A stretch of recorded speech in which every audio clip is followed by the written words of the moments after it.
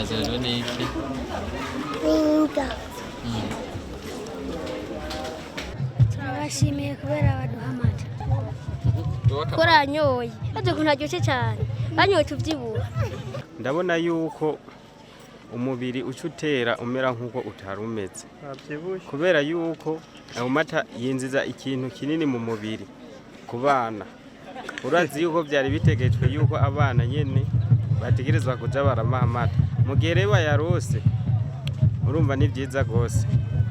Ubwo uwo mugambi wobandanya kugira ngo muri iyi komine yacu urwaruka ruce rukurana n'ingoga. Kamaro ni keza kuko urasanga abana barashobora kugira amagara meza, kandi abenshi hari abahe bakorera abavyeyi babo usanga atavyo bafise bafungurira, mugabo uyu mwanya ugasanga abana baguma biga kubera baba bashobora kuronka ivyo bafungura ngaha kw'ishuri. Hariyo ubudasobanya cyane. Mu bisanzwe umwana iyo yafunguye ariga neza cyane, hanyuma umaze kuba yiga neza cyane ni ukuvuga n'amagara aragenda neza cyane, ni ukuvuga ntagwaragurika mbo hama, kandi no mu miryango asubiye muhira nta ngorane aza kugira kanini cyane ngo arashonje. Byose mu bikorwa byo kw'ishuri, haba kubyo kw'ishuri cyangwa ibyo muhira, byose bigenda neza cyane. No nyene turakenye, nk'ubu urabona n'imvura yaguye nabi, ngira ngo ibintu dufungura usanga bikenye. Rero ndibaza yuko ari vyiza, ahubwo murazobibandanya naho mutarashika muze mushikeyo.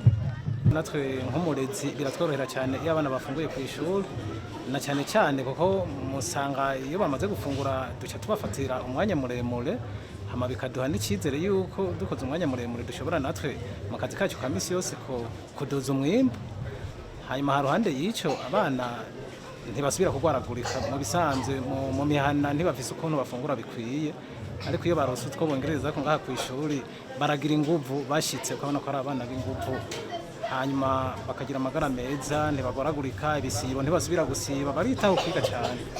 Yego ko bararyoherwa iyo bafungura ngaha ku ishuri, muhira bagenda bongerereza Kubera bataronka amata. notera abandi bana bagaruke twige twatumwe amata kandi tukaronka n'ifunguro. Jewe kamunotera leta nuko yobandanya ikwiragiza izi mfungurwa hose, haba ku yandi mashure yose, ikaraba yuko n'abatarabironka boshobora kubironka. Tubashimira cyane kubera batuzaniye amata kandi baze bame bagaruka bati mu zindi ntara amwe n'amakomine.